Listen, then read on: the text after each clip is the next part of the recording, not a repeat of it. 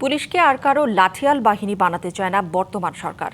স্বাধীন ও শক্তিশালী পুলিশ সংস্কার কমিশন গঠনে কাজ চলছে। দুপুরে রাজশাহীর সারদায় পুলিশ একাডেমিতে ৪৩তম বিসিএস পুলিশ ব্যাচের প্রশিক্ষণ সমাপনী কুচকাওয়াজে এসব কথা বলেন স্বরাষ্ট্রমন্ত্রী সালাউদ্দিন আহমেদ। বলেন, সংস্কার কমিশনের একমাত্র উদ্দেশ্য পুলিশ বাহিনীকে রাজনৈতিক হস্তক্ষেপ থেকে সম্পূর্ণ মুক্ত রাখা।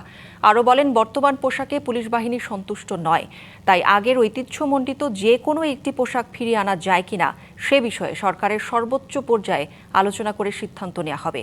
ফ্যাসিবাদী আমলে পুলিশ প্রাতিষ্ঠানিকভাবে ক্ষতিগ্রস্ত হয়েছে জানিয়ে দক্ষতা ও পেশাদারিত্বের সাথে পুলিশকে দায়িত্ব পালন করারও আহ্বান জানান স্বরাষ্ট্রমন্ত্রী।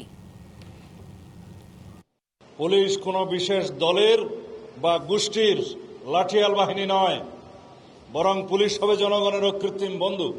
দায়িত্বে আসার পর থেকেই একটি স্বাধীন ও শক্তিশালী পুলিশ সংস্কার কমিশন গঠনের বিষয়ে কাজ করছি। আমরা চাই এমন এক পুলিশ বাহিনী যারা ক্ষমতার অপব্যবহার করবে না, বরং অপরাধীর মনে ভয় আর নিরপরাধীর মনে প্রশান্তি যোগাবে। নগদ নিয়ে এলো হার না মানা হার অফার। সর্বনিম্ন ১০,০০০ টাকা রেমিটেন্স নগদে পাঠালে থাকছে স্বর্ণের হার জেতার সুযোগ।